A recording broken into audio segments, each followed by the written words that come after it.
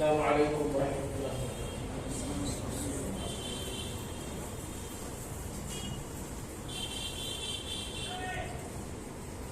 الحمد لله نحمده ونستعينه ونستغفره أشهد أن لا إله إلا الله وأشهد أن محمدا عبده ورسوله أما بعد فإن خير الحديث كتاب الله وخير الهدي هدي محمد صلى الله عليه وسلم وشر الأمور محدثاتها وكل محدثة بدعة وكل بدعة ضلالة وكل ضلالة في النار. أعوذ بالله من الشيطان الرجيم. بسم الله الرحمن الرحيم. يا أيها الذين آمنوا اتقوا الله حق تقاته ولا تموتن إلا وأنتم مسلمون. يا أيها الناس اتقوا ربكم الذي خلقكم من نفس واحدة وخلق منها زوجها وبث منهما رجالا كثيرا ونساء واتقوا الله الذي تساءلون به والأرحام إن الله كان عليكم رقيبا. يا أيها الذين آمنوا اتقوا الله وقولوا قولا سديدا يصلح لكم أعمالكم ويغفر لكم ذنوبكم ومن يطع الله ورسوله فقد فاز فوزا عظيما. أعوذ بالله من الشيطان الرجيم. نحن نقص عليك نبأهم بالحق إنهم فتية آمنوا بربهم وزدناهم هدى وربطنا على قلوبهم إذ قاموا فقالوا ربنا رب السماوات والأرض لن ندعو من دونه إلها لقد قلنا إذا شططا. سورہ کہف آیت نمبر 13 اور 14. معزز سامعین کرام، حاضرین مجلس، بزرگوں، جوانوں اور پیارے بچوں، اللہ رب العالمین کا بے شمار حمد و ثنا ہے، تعریف و توصیف ہے کہ اس نے ہماری تخلیق بخشی اور تمام تر ضرورات زندگی کو مہیا کیا. عمومی طور پر تمام انبیاء و رسول پر درود و سلام ہو، بالخصوص نبیوں کی آخری کڑی، آخری سلسلہ محمد بن عبد اللہ صلی اللہ علیہ وسلم پر اللہ بارک وسلم علیہ، کہ جنہوں نے اپنی تمام تر عمر عزیز کو ہم انسانوں کی ہدایت اور رہنمائی کے خاطر صرف کریں. حاضرین، آپ حضرات کے سامنے سورہ کہف کی 2 آیتیں پڑھی گئی ہیں، آیت نمبر 13 اور 14. ان دونوں آیات کے تناظر میں انشاءاللہ آج کے درس کا جو موضوع ہوگا، حالات کی نزاکت کے اعتبار سے وہ مثالی، اچھا، بہتر، ممتاز مسلمان کون ہو سکتا ہے. حالات کے اعتبار سے نہ بہت سارے لوگ ایسے ملیں گے جو مثالی ہیں، بلا شک تمام کا احاطہ کرنا ممکن نہیں ہے. چند ایک لوگوں کا تذکرہ کیا جائے گا انشاءاللہ، جنہیں اچھے لوگوں میں، مثالی لوگوں میں شمار کیا جا سکتا ہے. یہ اگر دیکھا جائے تو ہر کوئی اپنے اپنے اعتبار سے کہتا ہے کہ میں اپنے فیلڈ میں ماہر ہوں، مثالی ہوں، مایا ناز ہوں، میرے فیلڈ میں میرا جیسا کوئی ہے ہی نہیں. لیکن یہ تمام جو مراحل ہیں کام کے، کاج کے، ان میں ممتاز اور بہتر ہونا اچھا ہے، یا دینی اعتبار سے، شرعی اعتبار سے، اخروی اعتبار سے، یا وہ اعمال کر کے اپنے آپ کو مثالی بنا لیا جائے جن اعمال، جن افعال، جن عبادات کی بنیاد پر ہمیں مثالی کہا جائے اور انہی اعمال کی بنیاد پر ہمارا جنت الفردوس میں دخول بھی ہو سکے. کون سا بہتر ہے؟ ظاہر سی بات ہے جواب یہی ملے گا اخروی اعتبار سے، شرعی اعتبار سے ہمارے وہ اعمال جو ہمارے کام آ جائیں حصول جنت اور دخول جنت کے اسباب بن جائیں، جنہیں اپنا کر کے ہم مثالی بن سکیں، یہی بہتر ہو سکتا ہے۔ تو آئیے دیکھتے ہیں چند لوگوں کا تذکرہ میں کروں گا انشاءاللہ، جنہیں ہم وقت کی نزاکت کے اعتبار سے مثالی اور بہتر کہہ سکتے ہیں۔ آج کی تاریخ میں اپنے ایمان کو بچا لے جانا بہت بڑی بات ہے۔ اپنے ایمان کو بچا کر کے اللہ رب العالمین کی وحدانیت پر قائم و دائم رہنا، اپنے آپ کو موحد بنا لے جانا بہت ہی اہم چیز ہے۔ تو پہلا شخص وہ مثالی ہو سکتا ہے، پہلا انسان ممتاز ہو سکتا ہے جو اپنے ایمان کا کسی بھی حالت میں کبھی بھی کسی بھی موقع سے سودا نہ کرے، اپنے ایمان کو بچانے کی ہر جگہ کوشش کر لے جائے اور بچا لے جائے، وہ نہایت ہی بہترین اور اچھا انسان اور مسلمان سمجھا جائے گا۔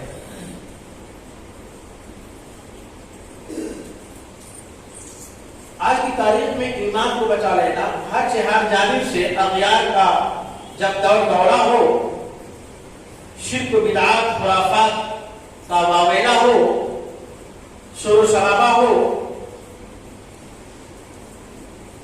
بت پرستی، شرک و بدعات عام ہو، ایسے دور میں اپنے ایمان کو بچا لے جانا، اپنے ایمان کا سودا نہ کرنا نہایت ہی اہم کام ہوگا دوستوں۔ اسی چیز کا تذکرہ اللہ رب العالمین نے سورہ کہف کی ان آیات میں کیا ہے۔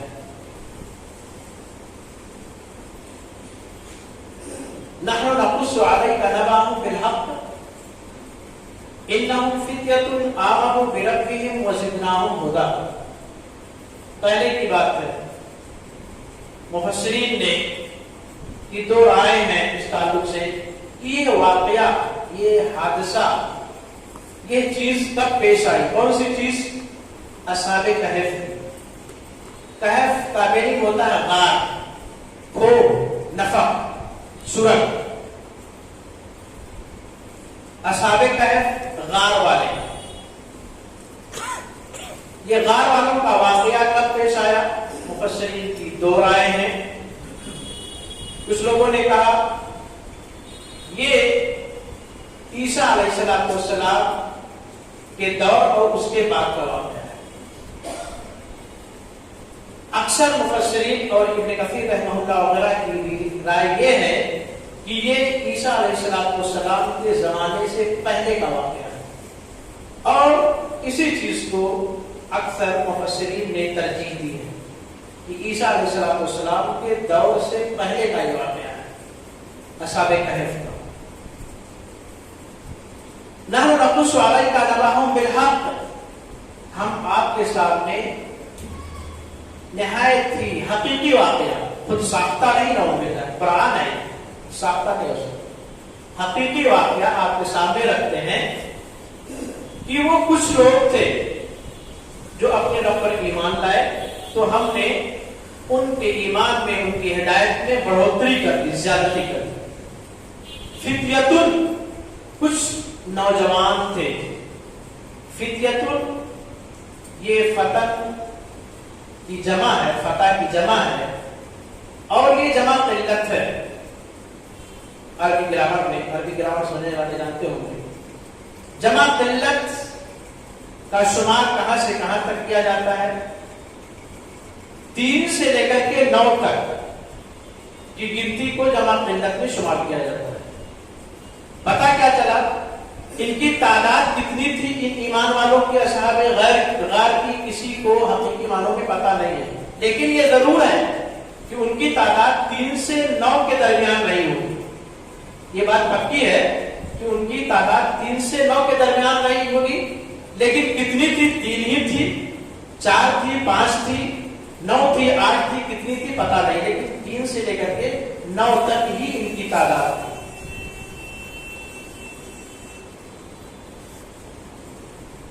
وَرَبَطْنَا عَلَىٰ قُلُوبِهِمْ، اور ہم نے ان کے دلوں کو مضبوط کر دیا، باندھ دیا، مضبوط کر دیا. اذ قاموا، جب وہ کھڑے ہوئے، سو کر کے جب وہ کھڑے ہوئے. ابھی ان کا واقعہ بھی ایک لمبا سا ہے. فقالوا ربنا رب السماوات والارض، وہ بول پڑے کہ ہمارا زمین و آسمان کا رب ہمارا ہی رب ہے، اس کے علاوہ ہم کسی غیر کو نہیں بلا سکتے، نہیں پکار سکتے. اگر ہم نے کہا تو یہ بہت بڑی بات ہو جائے گی، بھاری بات ہو سکتی ہے. ہم غیر کو نہیں پکار سکتے.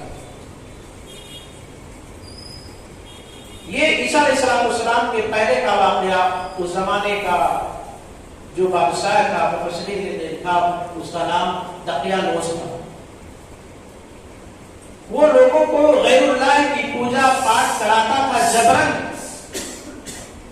مجبور کر کے. طوعاً و کرہاً لوگ کرتے تھے. کچھ نوجوان اٹھ کھڑے ہوئے، اللہ رب العالمین نے ہدایت بخشی، بول پڑے کہ غیر اللہ کی عبادت درست نہیں ہے، ہم اللہ برحق کے علاوہ اور کسی کی عبادت نہیں کر سکتے. وہی معبود برحق ہے تو صرف اور صرف اللہ ہے، اس کے علاوہ دوسرا نہیں ہو سکتا. ظاہر سی بات ہے، ایک بادشاہ وقت کے لیے تکلیف کی بات ہوگی کہ ہمارے نہیں مانتا. ستانا شروع کیا گیا، ظلم کے پہاڑ توڑنے شروع کیے گئے. اب وہ اپنے ایمان کا سودا نہیں کر رہے ہیں. یہاں پر ایمان کو بچانے کے لیے اپنے گھر بار کو، رشتہ داری کو، بیوی بچوں کو، خاندان کو، کنبہ قبیلہ کو چھوڑ دیتے ہیں، تیاگ دیتے ہیں. ہجرت فرما جاتے ہیں. کہاں پر؟ پہاڑ کے کنویں میں چلے جاتے ہیں، غار میں. اس لیے کہا گیا غار میں. ایسا لکھا ہے. اللہ رب العالمین جیسا جو جہاں چاہے کر سکتا ہے، تمام چیزوں پر قادر مطلق ہے. کتنے سال تک سوتے رہے وہ لوگ وہاں پر دوستوں؟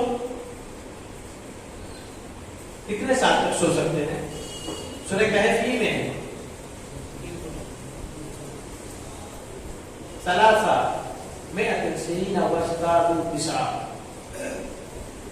309 سال تک. آپ یہاں اگر 1 گھنٹہ 2 گھنٹہ ایک کروٹ ایک ہی جانب سو جائیں، سو کے اٹھ کے کہیں نا چمڑی پکڑ لیا، چمٹا کرتے ہیں، کمر ہی نہیں درست ہوگی. 1-2 منٹ بالکل ایسے کرتے ہیں ہم لوگ، اپنے پیٹھ کو، کمر کو، بدن کو سیدھا کرتے ہیں. اللہ رب العالمین نے 309 سال تک سنا ہے. قادر مطلق ہے، کوئی کیڑا نہیں کھایا. اور اللہ رب العالمین نیند میں الٹتا پلٹتا رہا ان کو، کروٹ بھی لوگ لیتے رہے تاکہ کیڑے مکوڑے نہ کھائیں. حفاظت کی گارنٹی اللہ نے دی، تبھی تو سنایا. 309 سال تک سوتے رہے. اور ان آیات اور تفسیر وہ اکٹھا کرنے کے بعد پتہ چلتا ہے کہ یہ نوجوان لوگ، یہ اچھے مسلمان لوگ غار میں جب چھپے تھے تو صبح کا وقت تھا، اور جب سو کے اٹھے تھے تو شام کا وقت تھا. ایک دوسرے سے پوچھتے ہیں سو کر کے، ہم کتنا سوئے تھے؟ بولتے ہیں کچھ پہر، دن کا کچھ پہر ہم سوئے تھے، دن کا کچھ پہر ہم نے سویا. صبح کے اٹھے تھے، شام کے وقت جگ رہے ہیں، کہہ رہے کہ صبح کی ہم کو سوئے تھے، شام ہو چلا ہے، کچھ گھنٹے سوئے. بہرحال اپنے ایمان کا انہوں نے سودا نہیں کیا، سب کو دیکھ دیا. 300 سال سے زائد سونے کے بعد سو کے اٹھتے ہیں، بھوک پیاس لگی رہتی ہے. پرانے زمانے کا سکہ لے کر کے بازار میں جاتا ہے شخص، کچھ خرید لیا ہے بھائی ساتھیوں کے لیے، بھوک لگ گئی. پرانا سکہ، بدل چکا ہے زمانہ. پرانا سکہ دیکھ کر کے دکاندار چونک جاتا ہے، یہ بھائی اس زمانے کا. جواب ملتا ہے، بھائی میں تو آپ ہی کے علاقے کا ہوں، ابھی کل تو گزرا تھا، کیوں دیکھ کے آپ چونک رہے ہو؟ چونکنے والا ذلیل تھا، لیکن وہ بندہ سمجھ نہ سکا کہ کتنا وقفہ ہو چکا ہے۔ بہرحال مختصر یہ کہ بادشاہ وقت دقیانوس کا زمانہ گزر جاتا ہے، اس وقت کا جو بھی بادشاہ رہا ہوگا اس کو پتہ چلتا ہے، پیچھا کیا جاتا ہے، لوگ پور تک جاتے ہیں، غار تک جاتے ہیں، لیکن اللہ رب العالمین جب جو چاہے وہ کر سکتا ہے۔ اللہ رب العالمین دوبارہ انہیں ابدی موت سلا دیتا ہے، ہمیشہ کے لیے اللہ رب العالمین انہیں اس غار میں سلا دیتا ہے، لیکن انہیں ایمان کا سودا کرنے نہیں دیتا۔ تو یہ سب آج کی تاریخ میں اپنے ایمان کو بچا لے جانا، ایمان کا سودا نہ کرنا بہت بڑی بات ہے دوستو۔ ایمان کا سودا تو جو شخص نہیں کیا، اپنے آپ کو بچا لے گیا، وہ نہایت ہی مثالی مسلمان سمجھا جائے گا۔ دوسرا مثالی مسلمان کون ہو سکتا ہے؟ دوسرا مثالی مسلمان وہ جو اپنے ایمان کو بچا لے گیا، ظاہر سی بات ہے، اب ان سے آگے زندگی گزارنی ہے اور زمانہ بہت ہی پرخطر ہے، اس طریقے پہ اسے چلنا ہے۔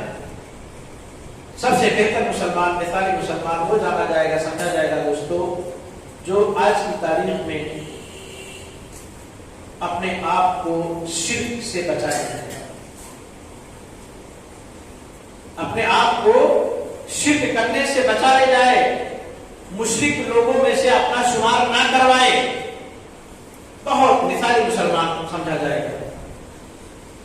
ہر جانب ہر گلی کوچے میں آپ کو دین کے نام پہ، شریعت کے نام پہ شرک جیسی چیز ملتی رہتی ہے، ادھر قبر ہے، ادھر مزار ہے، ادھر مزار ہے، ادھر یہ ہے، یہ پیر ہے، یہ درویش ہے، وہ فلاں ہے، اس کی مانی جائے، اس کی سنی جائے، غیر اللہ کو چھوڑ دیا جائے، تمام چیزیں ہوتی ہیں۔ تو جو بندہ اپنے آپ کو شرک کے دلدل سے نکال لے، صرف اللہ رب العالمین کی وحدانیت ہی پر قائم و دائم رہے، نہایت ہی مثالی مسلمان سمجھا جائے گا وہ شخص۔ یہ چیز ذہن میں ہونی چاہیے ہمارے اور آپ کے کہ شرک ایک ایسا گناہ ہے کہ اللہ رب العالمین اسے کبھی معاف نہیں کر سکتا ہے۔ ان اللہ لا یغفر ان یشرک بہ ویغفر ما دون ذلک لمن یشاء۔ اللہ رب العالمین شرک کو کبھی معاف نہیں کر سکتا، شرک کے علاوہ دوسری چیزوں کو اگر چاہے تو معاف کر سکتا ہے اس کو۔ اس لیے ہمیں اور آپ کو اپنے آپ کو شرک سے بچانا چاہیے اور بچانا ضروری ہے۔ دنیا کے اندر جتنے بھی برے اعمال کیے جاتے ہیں، اللہ رب العالمین نے ان کو ظلم قرار نہیں دیا ہے، لیکن شرک کو ظلم کہا۔ ان الشرک لظلم عظیم، صرف ظلم ہی نہیں کہا بلکہ بہت ہی بڑا ظلم قرار دیا۔ ان الشرک لظلم عظیم، شرک تو بہت ہی بھیانک، بہت ہی بڑا، بہت ہی عظیم گناہ ہے۔ ظلم کسے کہتے ہیں؟ اللہ رب العالمین کی حقیقت کیا؟ اللہ رب العالمین کے تعلق سے ہمارے فکر ہے، ہمارا عقیدہ کیا ہونا چاہیے؟ اللہ رب العالمین ایک ہے، اس کا کوئی ثانی نہیں ہے، ہمسر نہیں ہے، شریک پارٹنر نہیں ہے، ہمیشہ سے تھا اور ہمیشہ رہے گا۔ یہ ہمارا عقیدہ ہونا چاہیے، یہ توحید ہے۔ اس کے برخلاف شرک ہے، شرک اللہ رب العالمین کبھی معاف نہیں کر سکتا۔ ہر شخص کے دل کے اندر یہ خوف ہونا چاہیے کہ شرک اللہ کبھی معاف نہیں کر سکتا ہے۔ ہمیں مانگنا ہے اللہ سے، لو لگانا ہے اللہ سے، آرزو رکھنی ہے اللہ سے، مصیبتوں کو دور کروانا ہے اللہ سے، پریشانیوں کو دور کروانا ہے اللہ سے، دعائیں اور فریاد کرنی ہے اللہ سے، یا کتنی بھی چیزیں مانگنی اللہ سے، اس کے ماورا، اس کے برخلاف کسی سے نہیں.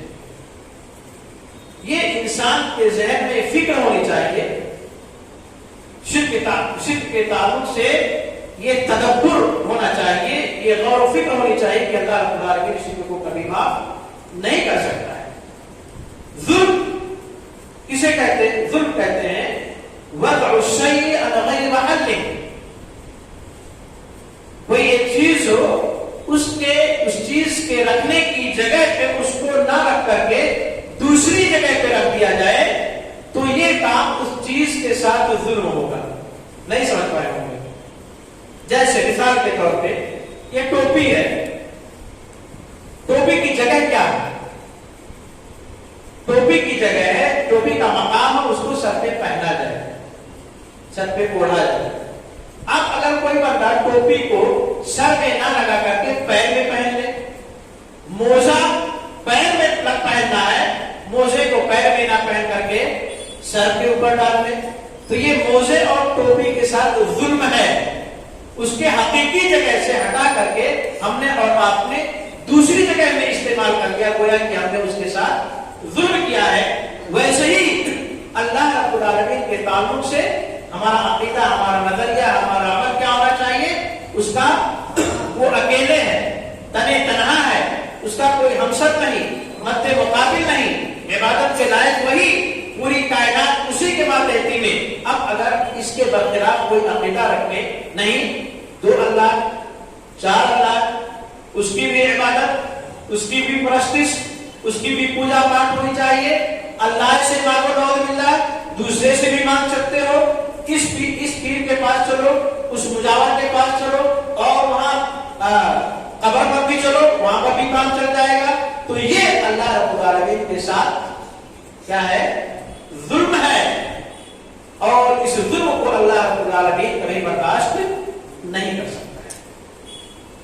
تو اگر آج کی تاریخ میں جب تمام جگہوں پر شرک کا واویلا ہو، ڈنکا بجا ہو، ایسی صورت میں کوئی بندہ اگر اپنے ایمان کی حفاظت کر جائے، اپنے آپ کو توحید پر قائم و دائم کرنے جائے، اپنے آپ کو موحد بنانے جائے، تو یہ سب سے ہی مثالی اور بہترین مسلمان سمجھا جائے گا. دوستوں، اسی طریقے سے بدعات ہے، خرافات ہے. ابھی محرم کا جلوس باقی ہے، 12ویں بھی آنے والا ہے، 11ویں بھی نکالتی ہے، 40واں بھی نظر کے سامنے ہے، 15 شعبان بھی آئے گا، اور رجب کا مہینہ بھی آئے گا، اور فلا آئے گا. اس میں یہ چیزیں کرنی ہے نعوذ باللہ، دین کے نام پہ، شریعت کے نام پہ، اللہ کو خوش کرنے کے لیے، جنت کے حصول یابی کے لیے بدعت و خرافات کی جاتے ہیں. ایک چیز اور آپ جانتے ہیں کہ ایک مشرک کافر شخص کو راہ راست پہ لانا آسان ہوتا ہے بالمقابل ایک بدعتی شخص کو سیدھے راستے پہ لانا. کیوں؟ کوئی جواب دیں گے کیوں؟ ایک مشرک ہے، کافر ہے، اس کو آپ جتنا جلدی سیدھے راستے پہ لا سکتے ہیں اللہ رب العالمین کی مشیت کے اعتبار سے. جب تک وہ نہیں چاہے گا نہیں ہو سکتا، اس کے ارادے کے اعتبار سے. جتنا آسان کام ایک مشرک کو، کافر کو سیدھے راستے پہ لانا ہے، اتنا آسان کام بدعتی شخص کو سیدھے راستے پہ لانا نہیں ہے دوستوں. کیوں؟ وجہ ریزن کیا ہے؟ ریزن یہ ہے کہ ایک بدعتی شخص اپنے عمل کو غلط مانتا ہی نہیں ہے. ایک بدعتی شخص اپنے عمل کو غلط مانتا ہی نہیں ہے، جس کی بنیاد پہ اس کو سیدھے راستے پہ لانا بہت ہی مشکل ترین کام ہوتا ہے. آپ بتاؤ یہ نہیں کر سکتے تو صرف یہی تو ہم نے بس جلوسی تو نکالا، اور کیا کیا ہم نے؟ کیا غلط کر دیا؟ اس میں کیا قباحت ہے؟ کیا حرج ہے؟ اس کے نزدیک وہ صحیح ہے. تو اس بدعتی شخص کو سیدھے راستے پہ لانا بہت ہی مشکل کام ہوتا ہے. بدعت دین کے اندر دین سمجھ کر کے اللہ کی رضامندی چاہتے ہیں کہ کوئی ایسا کام کر لیا جائے جس کا وجود اللہ رسول صلی اللہ علیہ وسلم کے زمانے میں یا صحابہ کرام کے زمانے میں نہ رہا ہو، اسے بدعت ہے۔ اللہ کے رسول کے زمانے میں، صحابہ کرام کے زمانے میں کوئی ایسا عمل نہ رہا ہو جسے ہم اور آپ نعوذ باللہ دین سمجھ کر کے اسے کرنا شروع کر دیں، وہ بدعت ہے۔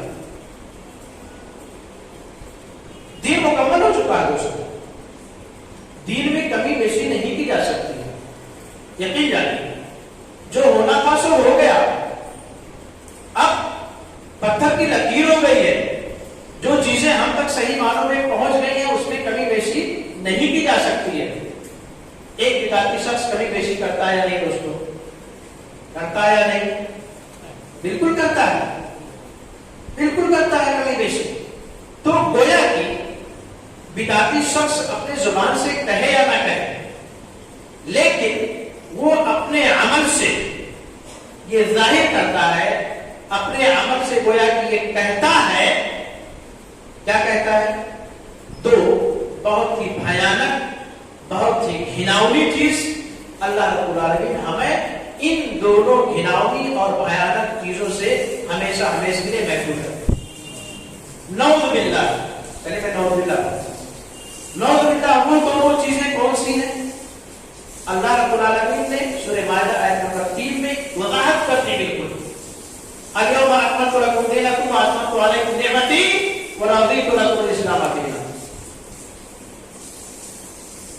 دین کی رضامندی، دین کی تکمیل، اللہ رب العالمین کی خوشنودی، انعامات کی نچھاوری، اللہ رب العالمین ان تمام چیزوں کا اعلان کر دیا۔ کب کیا؟ جب اللہ کے رسول صلی اللہ علیہ وسلم میدان عرفات میں تھے، حج کے لیے گئے ہوئے، عرفات کے میدان میں تھے، اس وقت یہ آیت نازل ہوئی، الیوم اکملت لکم دینکم واتممت علیکم نعمتی ورضیت لکم الاسلام دینا۔ دین مکمل، نعمتیں نچھاور کر دی گئی، دین اسلام سے اللہ راضی ہو گیا۔ لیکن نعوذ باللہ ایک بدعتی شخص کے عمل سے یہ ظاہر ہوتا ہے کہ نعوذ باللہ اللہ رب العالمین اپنے کلام میں جھوٹا ایسا ہے، نعوذ باللہ۔ کیوں؟ اس لیے کہ براہمی بھی کرنا ہے، میلاد بھی منانا ہے، تیجا بھی منانا ہے، گرامی بھی آ رہا ہے، محرم شریف بھی ہے، سندل بھی نکالنا ہے، فلاں مزار پہ سندل لے کے جانا ہے، یہ بھی کرنا ہے، وہ بھی کرنا ہے، گویا کہ ابھی دین باقی مکمل نہیں ہوا تھا، اب مکمل ہو رہا ہے، نعوذ باللہ۔ کتنا بڑا بہتان ہے ایک بدعتی شخص کے عمل سے، اللہ رب العالمین کی ذات پر نعوذ باللہ دیتا ہے۔ ایک دوسرا گھناؤنا عمل، گھناؤنا کردار ایک بدعتی شخص کے ذریعہ اور تھرو، اللہ کے رسول صلی اللہ علیہ وسلم میدان میں تھے، اسی موقع سے صحابہ کرام کی ٹولی آپ کے سامنے تھی، کچھ باتیں ہو رہی تھی، اللہ کے رسول صلی اللہ علیہ وسلم نے پوچھ لیا، الا هل بلغت، اے میرے ساتھیوں، میرے صحابہ کرام، ذرا یہ بتاؤ کہ میں نے تم تک شریعت اسلامیہ کو، دین کو صحیح معنوں میں پہنچایا یا نہیں؟ الا هل بلغت، دین کو پہنچا دیا یا نہیں؟ صحابہ کرام ایک زبان ہو کر کے جواب دیے، بلا یا رسول اللہ، اللہ کے رسول کوئی شک نہیں، کوئی شبہ نہیں، کچھ بھی ڈاؤٹ نہیں ہے، جس طریقے سے اللہ رب العالمین کو مطلوب تھا شریعت اسلامیہ کو ہم تک پہنچانے کے لیے، آپ نے بے عینی ہی اسی طریقے سے ہم تک دین کو پہنچا دیا۔ اللہ کے رسول صلی اللہ علیہ وسلم نے اپنے شہادت کی انگلی کو آسمان کی جانب اٹھائی اور کیا کہا، اللہم اشہد، اللہم اشہد، اللہم اشہد، اے اللہ تو ان کی گواہیوں پر گواہ بن جا، میرے ساتھیوں کے گواہیوں پر، شہادت پر تو گواہ بن جا کہ میں نے تیرے دین کو تیرے بندوں تک پہنچا دیا۔ گواہ بنایا کسے؟ اللہ رب العالمین۔ لیکن ایک بدعتی شخص کے عمل سے یہ پتا چلتا ہے، اس کے قول سے، اس کے عمل سے، اس کے گفتار سے، اس کے اعمال سے کہ ابھی دین مکمل نہیں ہوا ہے۔ اللہ کے رسول صلی اللہ علیہ وسلم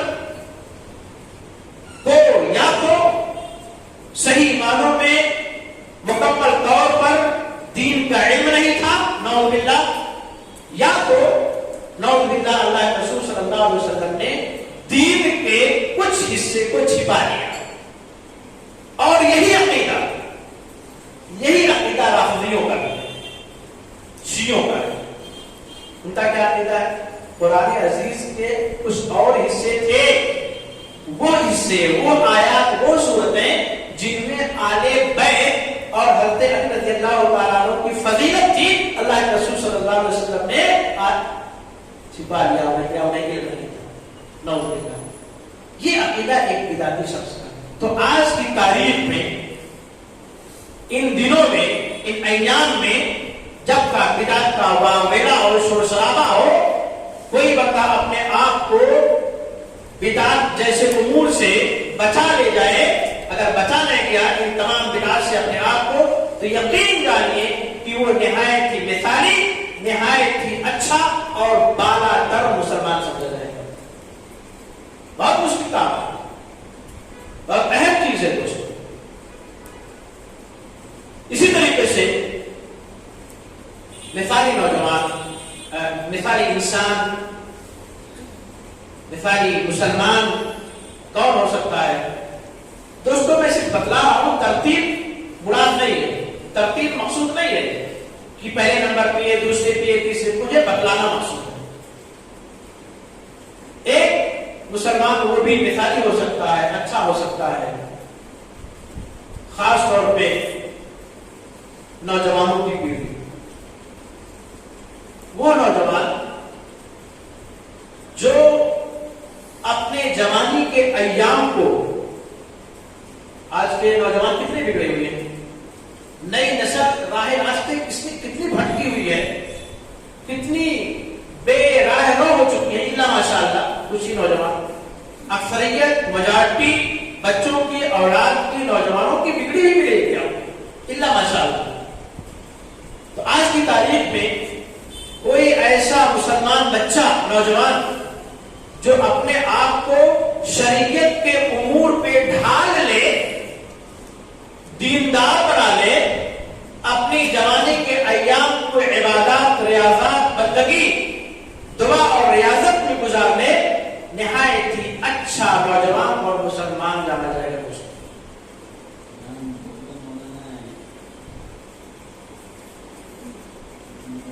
بھٹکے ہوئے ہیں نوجوان، اور اسی چیز کو اللہ کے رسول صلی اللہ علیہ وسلم نے کہا تھا، صحیح بخاری کی روایت حدیث نمبر 6806، حضرت ابو ہریرہ رضی اللہ تعالیٰ عنہ کی حدیث ہے، سبعۃ یظلهم اللہ فی ظلہ یوم لا ظل الا ظلہ، 7 قسم کے لوگ ایسے ہیں کہ جب قیامت کے دن اللہ رب العالمین کی سایہ کے علاوہ، عرش کے سایہ کے علاوہ کوئی سایہ نہ ہوگا، 7 قسم کے لوگوں کو اللہ رب العالمین اپنے عرش کے سایہ تلے جگہ دے گا۔ کتنا ہی ہونہار نوجوان ہوگا وہ، جو اپنی جوانی کے ایام کو اللہ رب العالمین کی عبادات میں گزارا ہوگا۔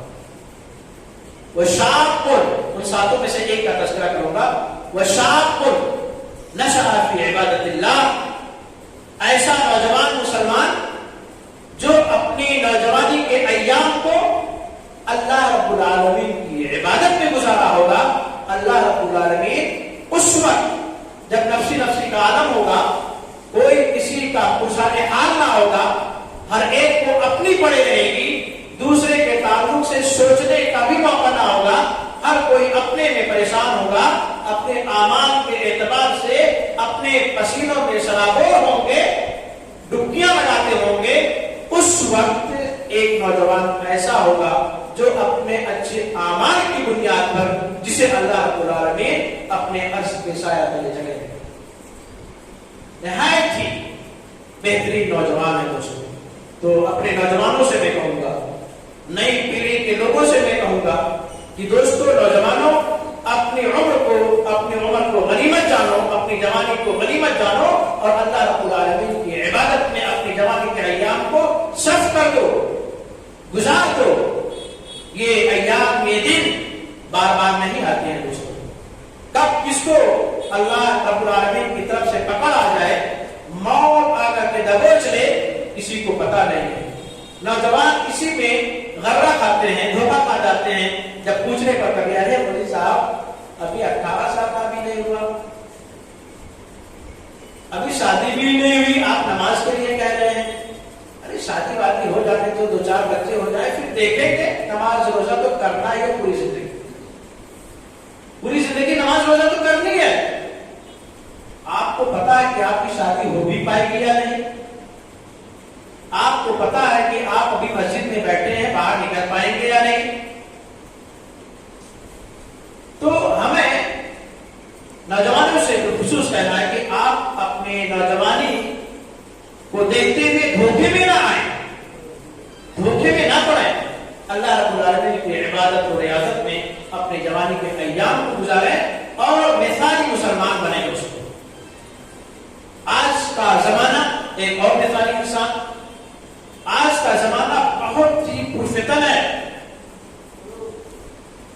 برہنہ پن کا ایام ہے، ننگے ننگے ناچ ہوتے ہیں، ہماری اور آپ کی بہنیں روڈ پر ننگی چلتی ہیں، گویا اڑیا لباس، باریک لباس، اندر کے آدھا دکھائی دیں۔ کتنا بھیانک، کتنا ہی خطرناک ایام سے ہم اور آپ گزر رہے ہیں۔ عیاشی کا دور ہے، زناکاری کا دورہ ہے، لوگوں کا ایمان ڈگمگا جاتا ہے، ایسی عریانیت چل پڑی، ایسا ہمارے معاشرے کا مسائل بن چکا ہے۔ ایسی صورت میں اپنے ایمان کو بچا لے جانا، عیاشی کے دلدل سے نکال لینا، زناکاری کے دورہ سے اپنے آپ کو دور رکھنا بہت ہی مثالی کام ہوگا دوستوں، بہت ہی عمدہ کام مانا جائے گا۔ لیکن ایک ایسا بندہ، ایک ایسا نبی، شاید اللہ رب العالمین اس نبی کے عمل سے خوش ہو کر کے اس کے نام کی پوری صورت ہی نہ سکتا۔ کون سا وہ نبی ہو سکتا ہے؟ کون سا رسول؟ آپ میری تقریر سے آپ سمجھ رہے ہوں گے کون سا نبی ہو سکتا ہے جس کے اچھے عمل سے اللہ رب العالمین نے اس کے نام کی صورت ہی نہ سکتا؟ کون؟ یوسف علیہ السلام، اپنے زمانے کا خوبصورت ترین شخص، اس جیسا خوبصورت اس زمانے تک کوئی بندہ آیا ہی نہیں تھا، نہایت ہی حسین و جمیل، عزیز مصر کی بیوی فریفتہ ہو جاتی ہے، دل میں بیٹھتی ہے۔ قربان جائیے ایسے نبی پر۔ موقع بھی بہت حسین تھا، بہت بہترین وقت تھا ایک دوسرے سے ملنے کا۔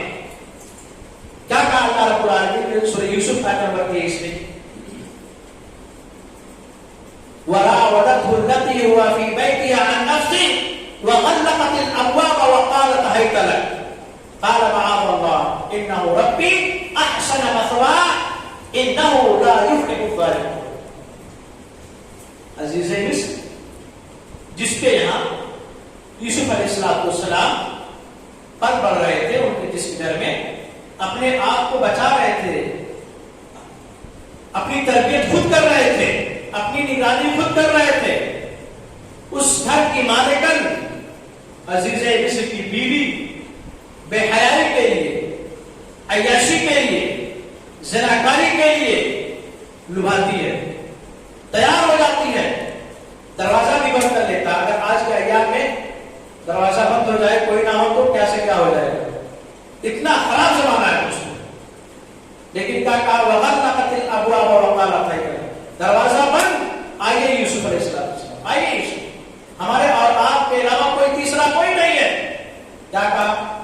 معاذ اللہ، اللہ کی پناہ، خوف ہے دل میں ایسا نہ کا چہرہ میرا موہرا بھی خوبصورت، باڈی اور جسم بھی خوبصورت، اور اپنے عمل اپنے کردار سے بھی خوبصورت، دونوں اعتبار سے خوبصورت، نہایت ہی انوکھا کام انجام دیا. معاذ اللہ کی پناہ، انہ ربی احسن مثواہ، اللہ رب العالمین نے میری جگہ تو بہتر بنائی ہے، میری دیکھ ریکھ کر رہا اللہ رب العالمین نے تربیت کی. اگر میں پھسل گیا تو اللہ رب العالمین ظالموں کو، ناانصافوں کو کیا کرتا؟ بخشے گا، کامیاب نہیں کرے. اور اسی چیز کو اللہ رب العالمین نے، اللہ کے رسول صلی اللہ علیہ وسلم نے اپنی پیاری حدیث میں، جس حدیث کا تذکرہ آپ نے اپنی کچھ دیر پہلے صحیح بخاری کے بارے سبعۃ یظلهم اللہ فی ظلہ یوم لا ظل الا ظلہ، ان 7 لوگوں میں سے ایک شخص کا تذکرہ کیا گیا. وہ کون سا شخص؟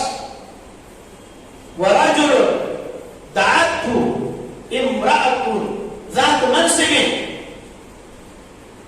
وقال انی اخاف اللہ.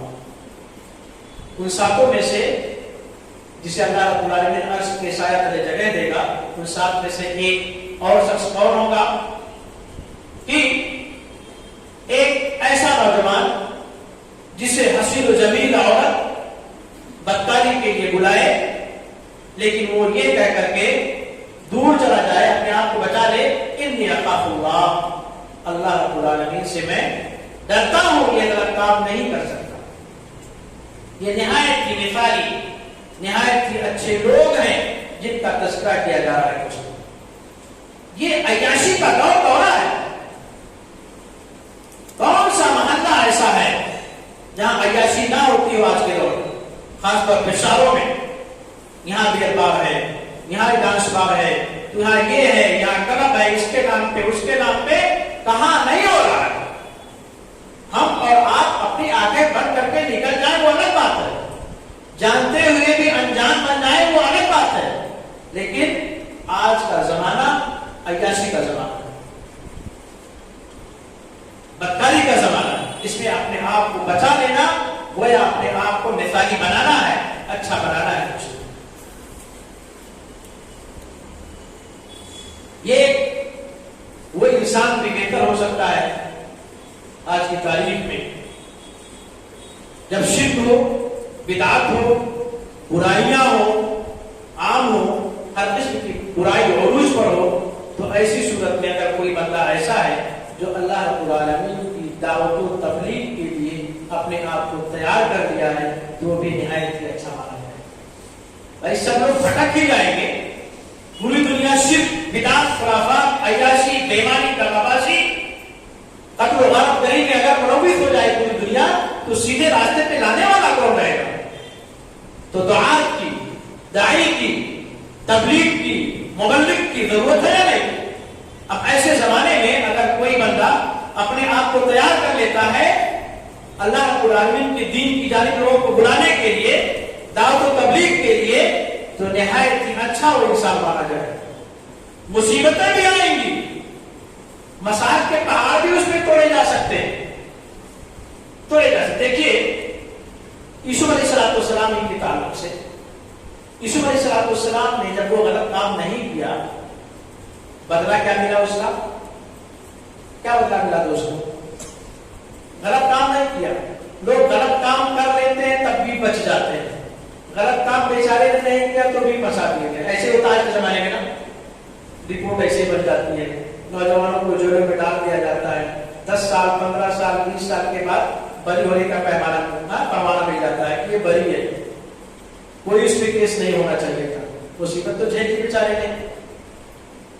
یہی چیز یوسف علیہ السلام کے زمانے میں بھی ہوا. غلط کام نہیں کیا تھا، پھر بھی حاکم وقت نے زمانہ ہے اس کا، جیسے آج کے لوگوں کا زمانہ ہے، بغیر کسی غلطی کے جیل میں ڈال دیا گیا. مفسرین کے نظریات 3 سال 7 سال یا 9 سال تک آپ جیل میں تھے، کوئی غلطی نہیں. بعد میں پتا چلتا ہے انہی کے حوالیوں سے، انہی کے خاندان کے لوگوں سے فیصلہ کیا ہوتا ہے کہ اگر کپڑا یہاں سے پھٹا ہوگا تو بہرحال بری ہو جاتے ہیں نہیں بری ہو گئے، لیکن سزا بھگتنی پڑی۔ تو یہ نئی چیز نہیں ہے، غلطیاں نہیں ہوں گی ہماری اور، لیکن ہم اچھے ہیں، مسلمان ہونے کے ناطے ہمیں ٹھوس دیا جائے گا، لیکن ہمیں دعوت و تبلیغ وہاں بھی کرنی ہے، جیل میں رہتے ہوئے بھی وہاں تبلیغ کرنی ہے۔ کیسے؟ نہایت حکمت اور دانائی کے ساتھ۔ ادعو الی سبیل ربک بالحکمۃ والموعظۃ الحسنہ وجادلہم باللتی ہی احسن۔ نہایت حکمت دانائی کے ساتھ ہمیں ہر جگہ ہر موڑ پر اللہ رب العالمین کے دین کی دعوت و تبلیغ کرنی ہے، نہایت حکمت اور دانائی کے ساتھ۔ یوسف علیہ السلام نے وہاں بھی دانائی کے ساتھ دعوت دی۔ کیا کہا سورہ یوسف میں آیت نمبر 48 میں ارباب متفرقون خیر ام اللہ الواحد القہار۔ اے جیل کے ساتھ جو پوچھ رہے وہ دوسروں کی عبادت کر رہے، جیل والے، اور جیل میں دعوت و تبلیغ کر رہے، سمجھا رہے، کیا کہہ رہے کہ اے میرے جیل کے ساتھیوں ذرا یہ بتلاؤ، مجھے ایک جواب چاہیے آپ لوگوں سے، ذرا بتلاؤ کہ یہ جو مختلف قسم کے معبودان باطلہ ہیں جن کی تم عبادت اور پرستش کر رہے ہو، یہ بہتر ہے یا وہ تنہا اللہ جو سب کا قہار ہے، جو زبردست اور مضبوط ہے، وہ بہتر ہے؟ اکیلے وہ بہتر ہے یا تمام بھی کر کے بہتر ہے؟ کون ہو سکتے ہیں؟ حکمت کے ساتھ وہاں بھی دعوت و تبلیغ کا کام کیا، جیل میں رہتے ہوئے بھی، اور ان کے علاوہ ہمارے اسلاف میں سے بہت سارے لوگ ایسے ملیں گے جو جیل میں رہتے ہوئے بھی جنہوں نے دعوت و تبلیغ کا کام کیا ہے۔ آپ دیکھ لیجیے ابن القیم رحمہ اللہ علیہ، آپ دیکھ لیجیے ابن تیمیہ رحمہ اللہ علیہ کو، آپ دیکھ لیجیے امام احمد بن حنبل رحمہ اللہ علیہ، مثالیں بڑی بڑی ہیں، جیل میں کیا ان کا قصور تھا؟ دین کا کام کر رہے ہیں۔ کیا ان کا قصور تھا؟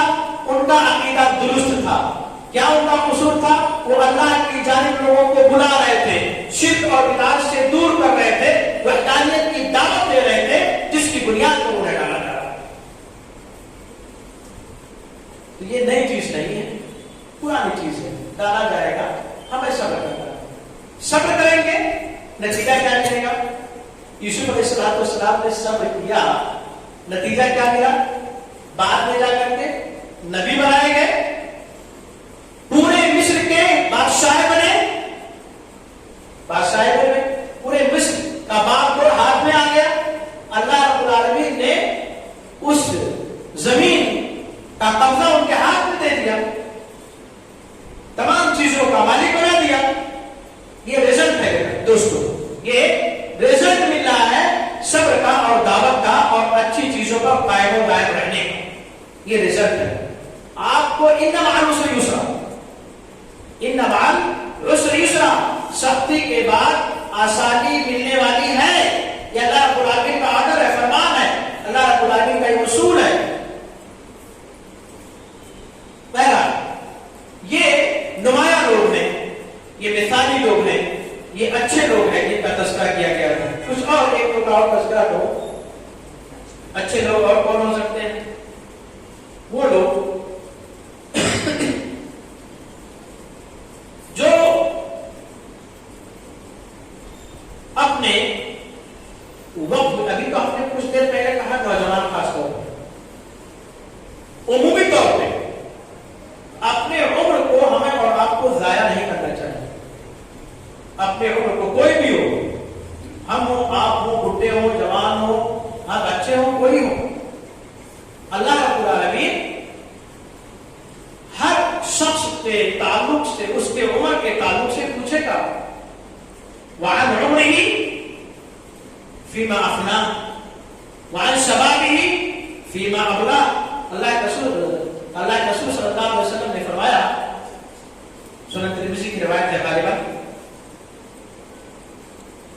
عبداللہ ابن مسعود رضی اللہ تعالیٰ عنہ کی حدیث ہے، وہ کہتے ہیں کہ اللہ کے رسول صلی اللہ علیہ وسلم نے فرمایا، لا يزول قدم ابن آدم یوم القیامت عند ربی حتی یسأل عن خمس۔ کسی بھی بندے کا پیر لغزش نہیں کھا سکتا، ہی نہیں سکتا ہے اللہ رب العالمین کے سامنے سے، یہاں تک کہ اللہ رب العالمین اس سے 5 سوال نہ کرتے ہیں۔ 5 سوال کر لے گا تبھی آپ اور ہم مل سکتے ہو، نہ نہیں۔ کیا ہے وہ 5 میں سے؟ کیا ہے؟ عمر کتنی پائی؟ عمر اتنی پائی تو آپ نے خرچ کیسے کیا؟ وہاں نہیں فیما اپنا عمر 50 سال ملی، 60 سال ملی تو آپ نے اپنی عمر کو کہاں کہاں کیسے کیسے لگایا، کتنی برائیاں کی، کتنی اچھائیاں کی۔ وعن شبابہ فیما ابلا، جب تمہاری عمر جوانی کے وقت، تم جوانی کے دہلیز پر تھے، 20 سال کے تھے، 30 سال کے تھے، تو وہ جو جوانی کے ایام بہت اہم مانے جاتے ہیں ان کو کہاں گزارا؟ یہ 2 چیزیں ہو گئی، ایک عام زندگی، ایک جوانی کے ایام کو گویا کہ اللہ کے رسول صلی اللہ علیہ وسلم نے خصوصی طور پہ اس کا تذکرہ کیا، ورنہ زندگی میں تو تمام آ گئی عمر، نوجوانوں کی زندگی کے بارے میں خاص طور پہ، عام طور پہ پوری زندگی، پوری عمر کے بارے میں۔ وہ اور کیا؟ وعن ماله من اين اكتسبه وفيما انفقه، آپ نے مال جو کمایا کہاں سے کمایا، کمایا حلال کمایا، حرام کمایا، اور خرچ کہاں کیا؟ قہوہ خانے میں، شراب خانے میں، یا مسجدوں کے بنانے میں، مدرسوں کی تعمیر میں، یا اور کہیں بیئر بار میں۔ اسی طریقے